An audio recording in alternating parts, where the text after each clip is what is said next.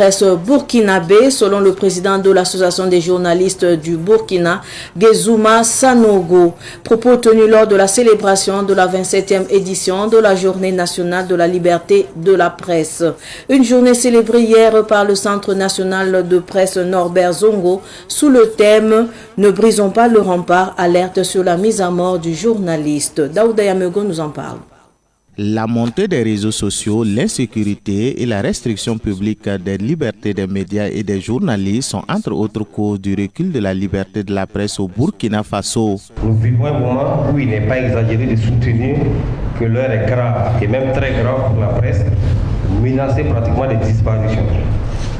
Les causes sont d'ordre technologique avec l'apparition de nouveaux acteurs et les mutations technologiques, d'ordre sécuritaire avec la menace terroriste qui a fortement impacté de la profession.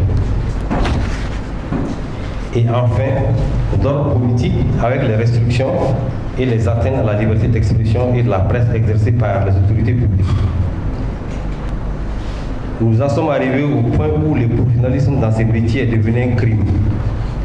Le pluralisme des opinions qui fait les charmes et font tout l'intérêt des médias a été criminalisé. Ces difficultés traduisent la note de l'indice de la liberté de la presse au Burkina Faso en 2023, une note de 1,96 sur 4, soit une baisse de 0,25 points par rapport à 2022. L'état de la liberté de la presse au Burkina, elle est de 1,96 sur 4.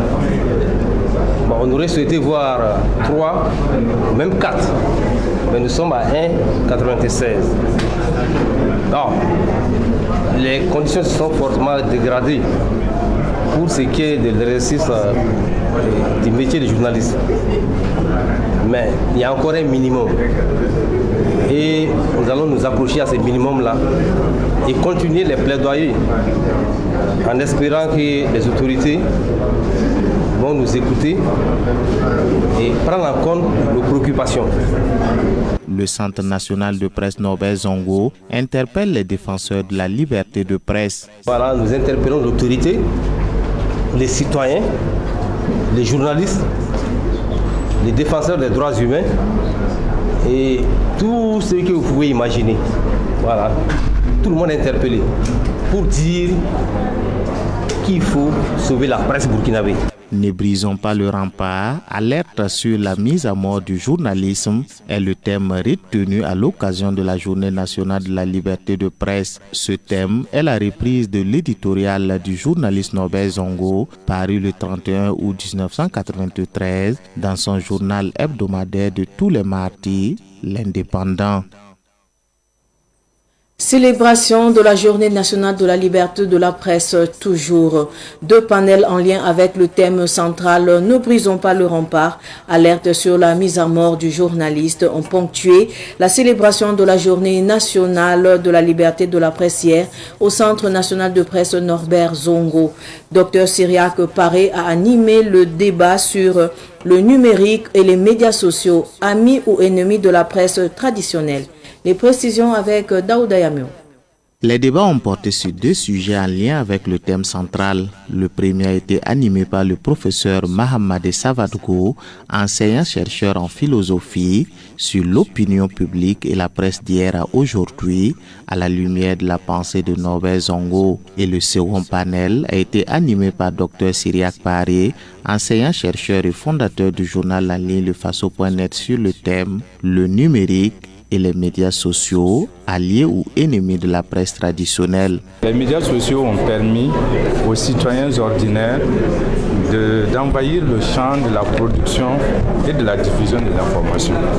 Vous regardez un peu sur les réseaux sociaux aujourd'hui, l'essentiel de l'information que les gens consomment provient des gens qui ne sont pas des professionnels de l'information. Et cela a forcément un impact, bien sûr, sur la qualité de l'information, mais aussi sur les médias professionnels qui doivent se réinventer pour tenir la concurrence avec ces nouveaux acteurs dans le champ de l'information. C'est un peu de ce thème que nous allons traiter pour voir un peu quels sont un peu les défis et les opportunités. Pour le fondateur du journal en ligne lefaso.net, les médias traditionnels doivent se réinventer pour survivre. Le journaliste n'a jamais inventé l'information. Il la collecte auprès de sources. Mais ces sources aujourd'hui sont sur Internet, d'accord? Ces sources aussi diffusent l'information comme lui. C'est ça qui change un peu la donne. Donc c'est aux professionnels des médias de voir comment ils peuvent profiter de ces nouvelles opportunités dans les changements donc des modes de production et de consommation de l'information. Ceux qui ne savent pas s'adapter peuvent disparaître, vont certainement disparaître, mais ceux qui savent s'adapter vont pouvoir profiter de ces opportunités-là. La journée nationale de la liberté de la presse est célébrée chaque 20 octobre au Burkina Faso. Comme je le disais tantôt, à quelques jours de l'ouverture officielle du Salon international de l'artisanat de Ouagadougou, SIAO, le ministre en charge de l'artisanat, Serge Poda, est allé visiter le site dans la soirée d'hier. Selon le ministre Serge Poda, les préparatifs sont à 90% prêts pour accueillir les festivaliers, les exposants et les visiteurs. Écoutons le ministre Serge Poda au micro de Samuel Moreau. Du point que nous avons fait avec tout le comité, au jour d'aujourd'hui, le comité national du mois d'organisation est fin prêt à plus de 90%. Il reste quelques recadrages à faire afin que, en tout cas d'ici à vendredi, on puisse, de façon fraternelle, avec tout le professionnalisme ici, accueillir les exposants, les acheteurs professionnels, les différents acheteurs. En tout cas, entre 350 000 à 400 000 personnes sont attendues ici sur le site tout au long donc, de cette semaine de fête de l'artisanat africain. Entre autres innovations, vous aviez ce qu'on appelle les ateliers vivants qui seront là. Vous avez vu le chapiteau qui est en train d'être érigé pour permettre séances tenantes à des artisans de réaliser des chefs-d'œuvre. Il y a aussi en termes d'innovation ce qu'on appelle le SIAO Kid, qui sera aussi dédié aux enfants qui viendraient sur le site, de se sentir dans l'artisanat et d'être en communion avec cette manifestation qui se déroule ici pour tout le monde. En dehors de cela, vous avez aussi toutes les mesures sécuritaires qui ont été prises, les mesures en termes d'hygiène qui sont prises, pour l'un dans l'autre préserver la quiétude de tous ceux qui viendraient sur ce site afin qu'ensemble nous puissions communier, fêter et magnifier l'artisanat africain ici à Ouagadougou sur le site du Salon international de l'artisanat de Ouagadougou. Direction le Boulgou, après la région du centre, le pacte projet d'agriculture contractuelle et de transition écologique évalue ses réalisations dans la région du centre-est.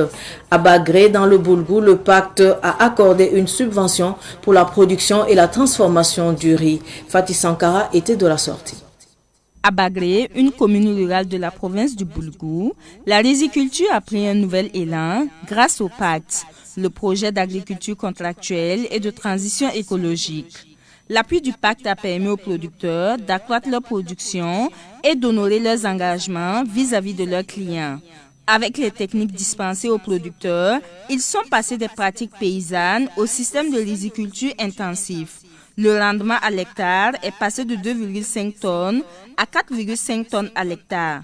D'où la gratitude des producteurs des coopératives Tewende et Kounassou à l'égard du pacte. Avec pacte, nous avons reçu des formations entrant dans le cadre de la vie associative et puis des formations même entrant dans le cadre de la production du riz.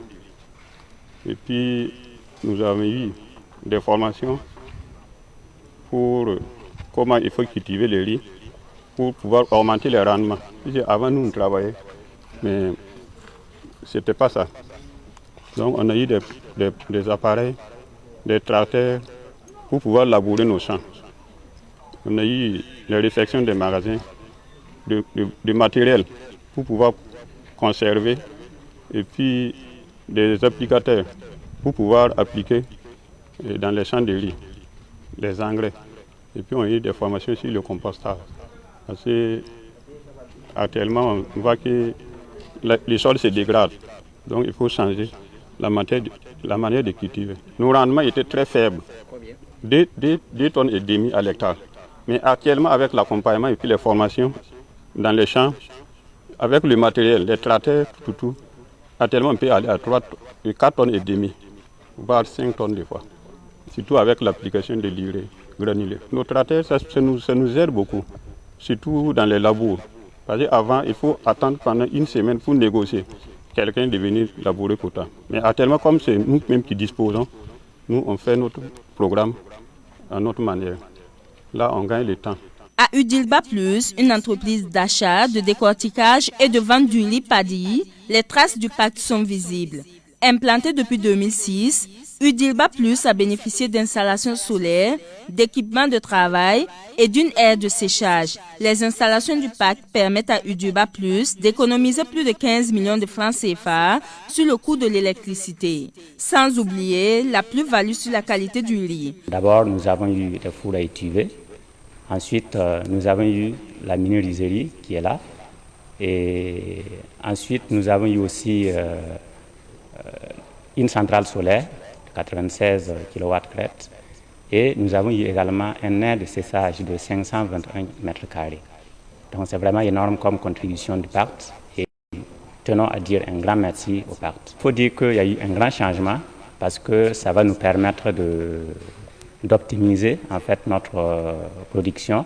Ça va nous permettre également d'être encore plus visible sur le marché et de donner en fait aux consommateurs burkinabés un riz de qualité. En plus de la construction du radier d'accès à Kokuma SA, qui produit également du riz blanc étuvé, Kokuma, elle, a aussi acquis du matériel de travail. On peut citer entre autres la bascule de contrôle, la bascule de roulette, le camion électricycle de livraison. Kokuma SA a aujourd'hui une capacité de production de plus de 4000 tonnes de riz l'année.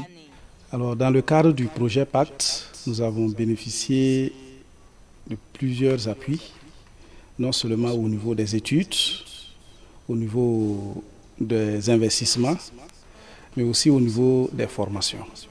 Donc nous avons appuyé et bénéficié de 2 études essentiellement, études sur la stratégie commerciale et une étude aussi sur l'étude des balles de riz. Les balles de riz, c'est les coques de riz que vous voyez derrière les usines. Là.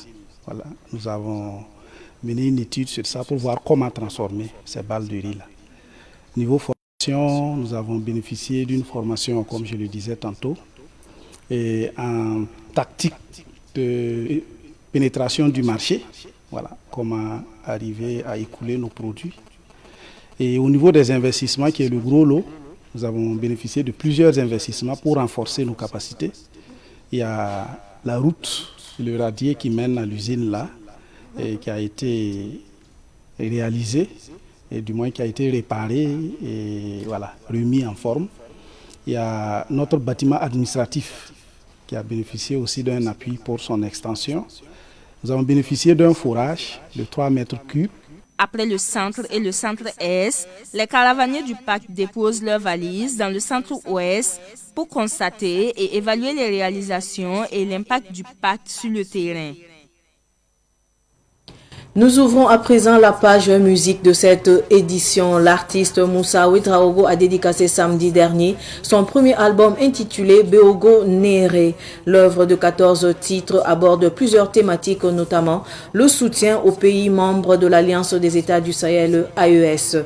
Retour sur les moments forts de la soirée de dédicace avec Madinatou Ouedraogo et Salif Sandwidi.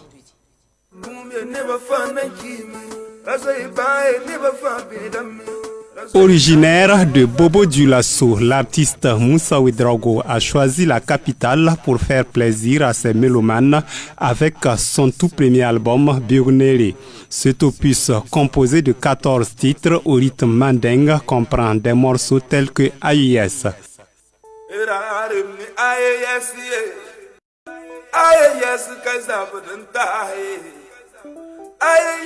Beogo et succès.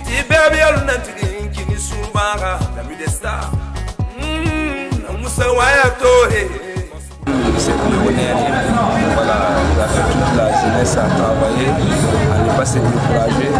Voilà, Inch'Allah, demain sera meilleur. J'ai fait cet album-là à mes fans, voilà, tous ceux qui aiment vraiment Moussa Ouedraogo, qui souhaitent vraiment l'avancement dans ces mouvements. Voilà, le festival pour donner à tous les Burkinabés, moi, monsieur Burkinabé. Moussa Ouedraogo ambitionne entamer une tournée pour promouvoir Béonéré.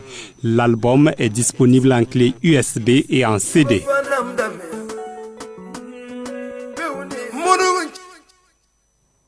Sous Tongo, c'est le nouvel album de 6 titres de l'artiste Koudbi Massoumka. Son handicap visuel depuis sa tendre enfance ne l'a pas empêché de faire de la musique sa passion. La dédicace de son album a eu lieu à l'Institut national de formation artistique et culturelle INAFAC le dimanche 20 octobre dernier à Ouagadougou. Le compte rendu de Madinatou Ouedraogo et de Salif Sandouidi. L'album Soutongo de l'artiste Koudbi Mathias Sompoudou, alias Massoumka, comporte 6 titres, dont Binéré, Vim, Fasonoma, tous chantés en langue nationale morée. Le handicap visuel n'a pas empêché l'artiste d'exprimer sa passion pour la musique. C'est ce qu'on appelle le sacrifice. C'est quelque chose qui peut nous aider à aller devant. Voilà, parce que les enfants doivent approcher les parents et puis les grands-parents pour apprendre le bénéfice pour être les enfants de demain. L'artiste Massoumka possède des talents musicaux sans faille selon la marraine artistique Nourat. Massoumka, c'est un grand frère pour moi. Donc, quand on a commencé la formation, je les encadrais en chant. J'ai vu qu'il était déjà avancé en chanson. Je n'avais même pas besoin de l'encadrer comme les autres.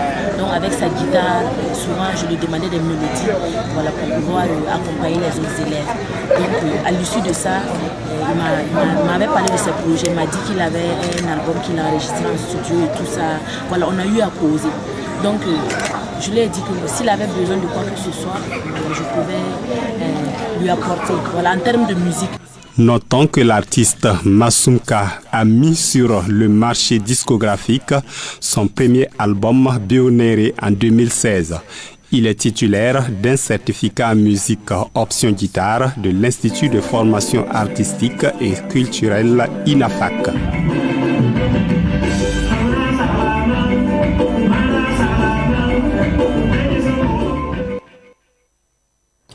Actualité sportive à présent dans le cadre du tournoi de football de la zone UFOA B de moins de 20 ans. Les étalons du Burkina des moins de 20 ans sont tombés hier 1-0 face aux éléphants des moins de 20 ans de Côte d'Ivoire.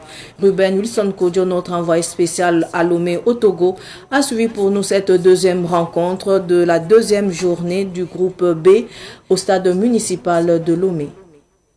Nous sommes responsables quand ça ne marche pas. Mais ça là, on ne va pas monter pour aller jouer. Et c'est ça aussi les footballeurs. Hein. Cameroun, où il est? Tu gagnes 4 occasions, tu ne peux même pas mettre une seule. 4! Et sur un ballon anodin, ça va dans l'autre ligne. Ici, c'était les cadets là, ils avaient marqué 4 à ces gars-là. Parce qu'au moins, ils avaient du cœur. En tout cas, pendant la situation, nous sommes obligés de rentrer dans les calculs. Oui, avec cette défaite d'1-0 du Burkina Faso face à la Côte d'Ivoire lors de la deuxième sortie des matchs de poule, des calculs s'imposent. Les étalons U20 n'ont plus leur destin en main. Il faut attendre le résultat de l'opposition Nigeria-Côte d'Ivoire le jeudi prochain pour connaître le sort de la bande à Oscar Barrow. 0, et personne n'en est plus.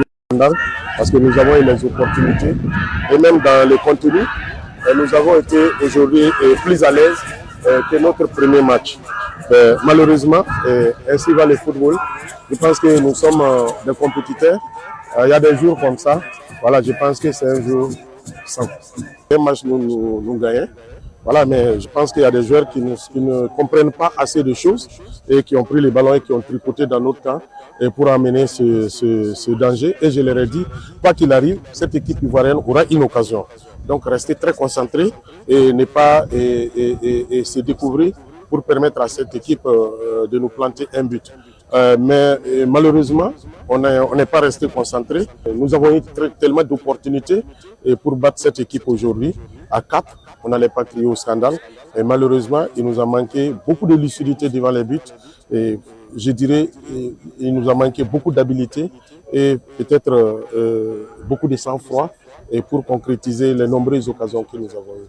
La diaspora burkinabé vivant à Lomé au Togo a fait le déplacement pour apporter son soutien à l'équipe burkinabé. Bon, ok, vraiment, les enfants, ils ont mouillé les maillots, mais malheureusement, la défense a pêché à la dernière minute et la Côte d'Ivoire a marqué. Mais nous, en tout cas, on ne fait que les féliciter, c'est des enfants. Ils sont en train d'apprendre. Donc, on les encourage. Voilà, pour des jours à venir. Ils sont venus pour supporter les Italiens, mais ça n'a pas marché. Bon, les enfants, ils ont mouillé le maillot. Bon, la chance n'a pas été leur sourire de ce côté, de leur côté. Donc, c'est pour ça qu'on n'a pas gagné. Mais bon, bravo à eux, il n'y a pas de souci. La compétition continue toujours. Oh, nous, vraiment, c'est la chance. Seulement, on nous a manqué la chance. Mais la Côte d'Ivoire a eu la chance, il a marqué. Mais on espère toujours que ça va aller pour aux étalons. Un match nul ou une victoire le jeudi prochain de l'opposition Côte d'Ivoire-Nigeria qualifierait le Burkina Faso en demi-finale. Football toujours, le Samand Naba Boulga de Tamsin a initié un tournoi à Maracana dénommé Coupe Rimpog Noma à Kinfangé. Objectif, renforcer la cohésion sociale entre les jeunes de Komsilga. La finale s'est jouée dimanche dernier en présence d'Abdoulaye Kinda. L'unique but de la rencontre, marqué pendant la séance de tir au but, a permis à l'équipe Musulman FC de remporter le trophée face à AS Vision FC. Un tournoi initié le Saman Naba Boulga de Tamsin dans la commune de Komsilga près de Ouagadougou. Un tournoi pour renforcer la cohésion sociale à Kinfangé selon le promoteur. La marraine et le parrain ont tous salué l'initiative. C'est une très belle initiative à encourager et à féliciter. Et vraiment, on aimerait souhaiter que vraiment beaucoup de choses comme ça viennent dans la commune pour développer vraiment la commune et amener les jeunes à se réunir. Je dis merci au promoteur d'y avoir songé et moi je pense que c'est quelque chose qui doit traverser le temps parce que j'imagine qu'un jour on dira qu'un certain 20 octobre 2024 naissait à Kinfangé dans la commune de Komsilga la coupe Rimpog Noma qui serait peut-être à sa 50e édition. Voilà, donc je pense que l'initiative est à saluer. Le premier vice-président de la délégation spéciale de Komsilga, présent à cette finale, a invité la jeunesse à plus d'entente et de cohésion. À l'endroit de la jeunesse de la commune de Komsilga, c'est toujours de doubler d'efforts en ce qui concerne de vivre ensemble. Nous les invitons en tout cas à doubler d'efforts et à fournir en tout cas des messages de paix, à véhiculer des messages de paix pour que en tout cas la paix revienne au Burkina Faso.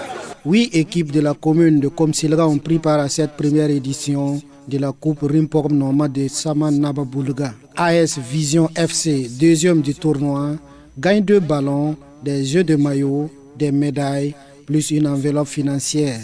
Musulman FC remporte le trophée, des médailles, des maillots, 2 ballons et une enveloppe financière pour sa première place à cette première édition de la Coupe Rimpog Noma de Saman Naba Boulga.